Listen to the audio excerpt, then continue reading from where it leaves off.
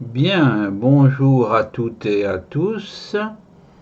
Dans le cadre de notre percée dans la connaissance des personnalités de la littérature mondiale, nous sommes au répertoire Asie. Nous avons vu la vietnamienne Dong Thuong, le chinois Mo Yan, premier prix Nobel de littérature, un autre prix Nobel, Kenzaburo Oe. Nous allons passer maintenant à Romance Colombe. Allons-y. Romance Colombe, le voici. Synthèse de l'homme, écrivain, illustrateur, auteur de bande dessinée, photographe, bande dessinée, illustrateur. Thème le Japon 3945. Un roman, Brume de printemps. Roman de Romance Colombe, auteur fasciné par le Japon. Son héros dresse la liste de ce qui suscite sa fascination et sa répulsion au Japon. Les éléments de la fascination. Ce que j'aime. Le charme incroyable des filles. Voilà. Le charme incroyable. L'absence de préjugés moraux concernant le sexe. Remarquable. Pas de préjugés moraux. La gentillesse naturelle des habitants. La gentillesse. Leur sens de la nature. Je vous dirai quelque chose sur la nature là. Le raffinement des objets quotidiens, le raffinement, le goût du vêtement aussi, c'est vrai ça. La propreté du rite des bains brûlants qui évacue le stress. Eh oui, eh oui. Alors sur la nature, il y a longtemps de ça, il y a un livre qui est paru, Le sauvage et l'artifice. Le sauvage et l'artifice. Qui explique que la langue japonaise est particulière en ce sens que nous avons deux hémisphères dans le cerveau et que chez nous le centre du langage est du côté de l'hémisphère droit, je crois, enfin d'un côté en tout cas, et c'est le même champ que la rationalité.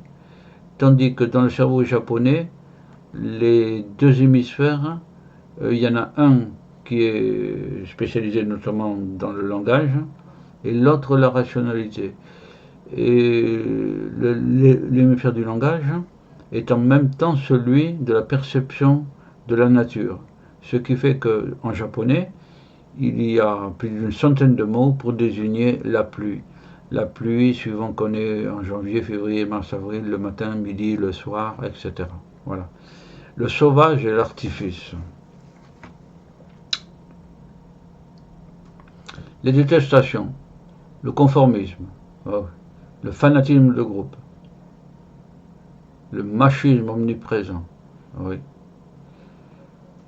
Des peuples jugés inférieurs, le racisme donc, la tolérance vis-à-vis des organisations fascistes, les militaires surtout, le système éducatif abrutissant, l'épidémie du gadget électronique, oui, l'imitation bête des pires travers occidentaux. Voilà.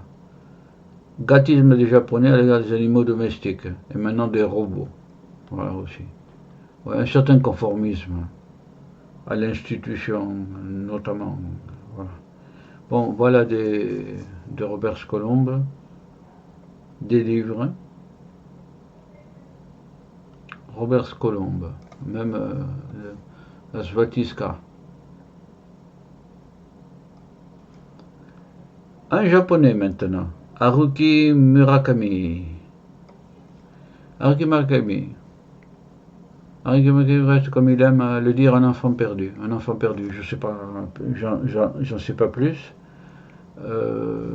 Il commence à écrire dans les années 70 quand il tenait avec sa femme un jazz bar à Tokyo.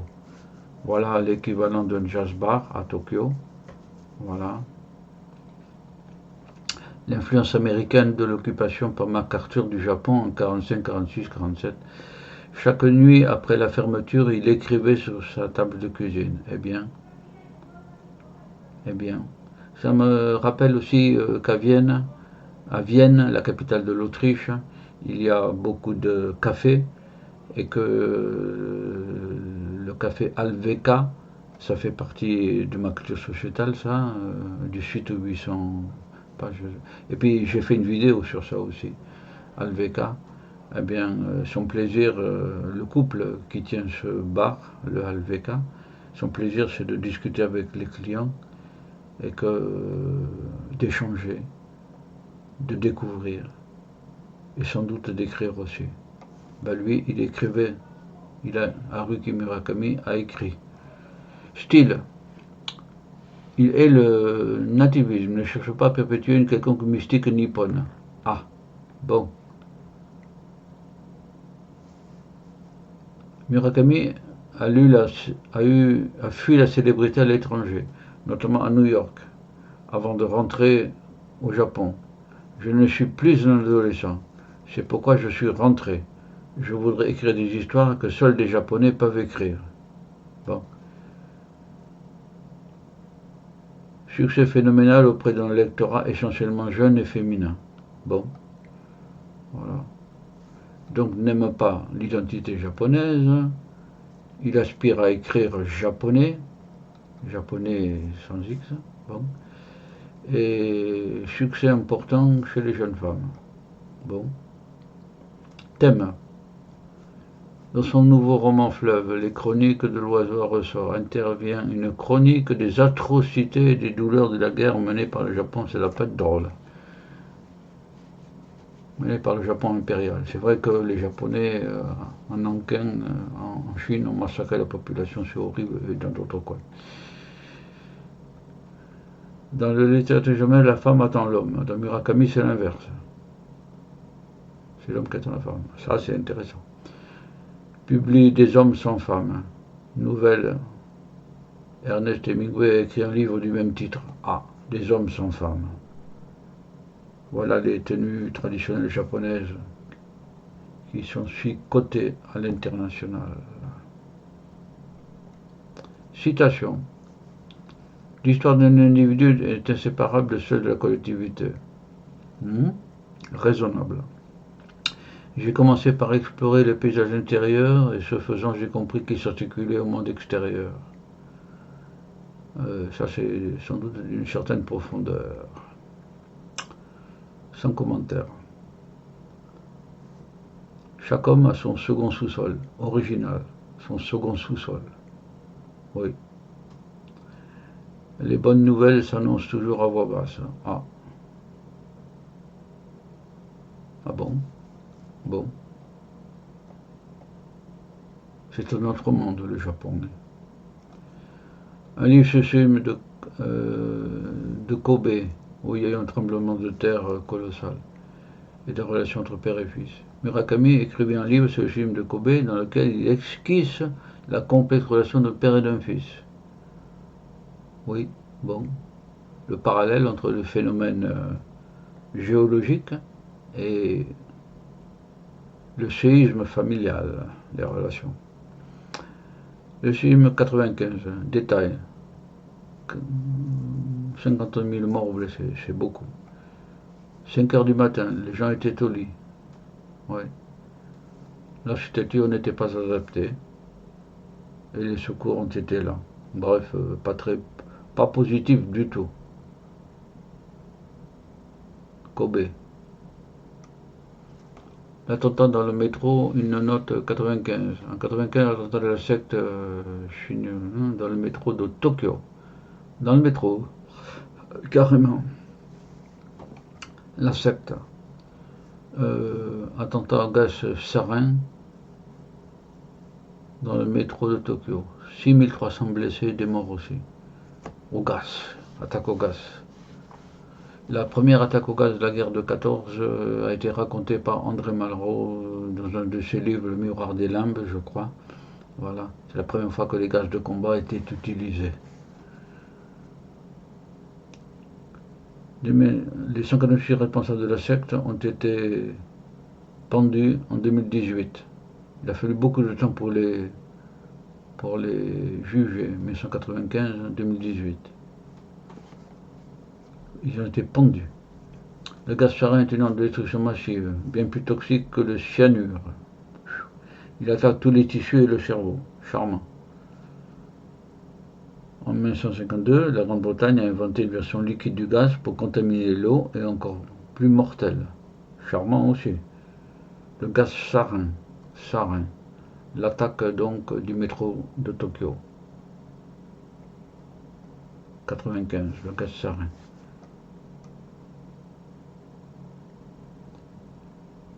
Kawabata, le très grand cerveau colossal. Prix Nobel, 68, mort en 72.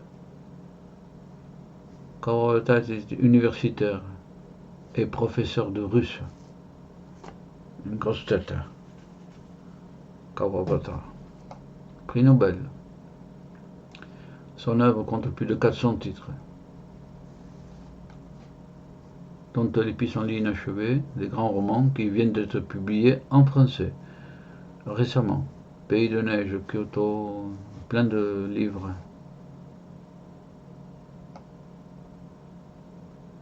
Kawabata, je vous recommande, j'en ai lu un ou deux de ces livres. Voilà. Mishima, le très grand, il n'y a qu'à voir les yeux, les muscles, tout. Kawabata a été très affecté par le suicide de l'écrivain Mishima en 70. Très affecté. Il est aisé d'entrer dans le monde du Bouddha, malaisé d'entrer dans le monde des démons.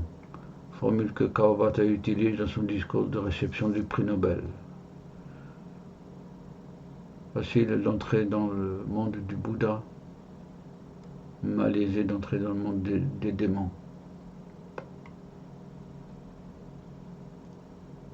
Mishima, voyons voir, c'est tout ce que je dis sur Mishima. J'ajoute que Mishima est un écrivain d'extrême droite japonaise qui a tenté un coup d'État à l'état-major général de Tokyo. Il a sommé le général de faire un coup d'État, le généralissime. Le généralissime a refusé. Alors Mishima lui a dit « Je vais te montrer comment on meurt en japonais traditionnel ». Et il s'est fait le seppuku pendant qu'un de ses disciples lui faisait sauter la tête. Voilà. Pour abréger les douleurs. Voilà. Mishima, personnage exceptionnel. Il avait étudié la Grèce antique, etc., etc.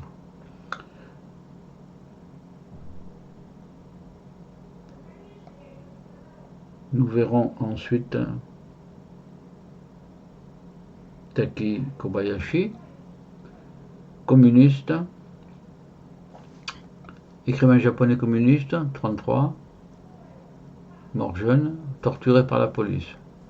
Roman fameux, le bateau usine, ça c'est pour les érudits du Japon, hein. Une certaine façon d'être érudit en tout cas. Réédité en 2008 au Japon. Le propriétaire absent associé à la méthodologie du roman, pour ceux qui voudraient écrire des romans. Critique de la société capitaliste. Critique de la société capitaliste, la paupérisation des paysans et nouveaux arrivants. Des familles entières étaient retrouvées au printemps mortes de faim, ensevelies sous la neige. Aux nouveaux arrivants et paysans immigrés, ont réservé les terres dont personne n'aurait voulu. Une société catastrophique.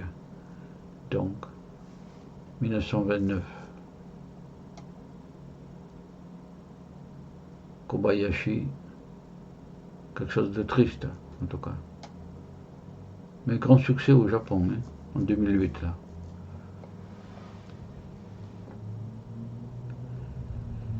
Eh bien, par cette intrusion dans la littérature japonaise en 2 vidéos, vous avez asiatique, hein, vietnamienne, chinoise et japonaise, surtout japonaise d'ailleurs.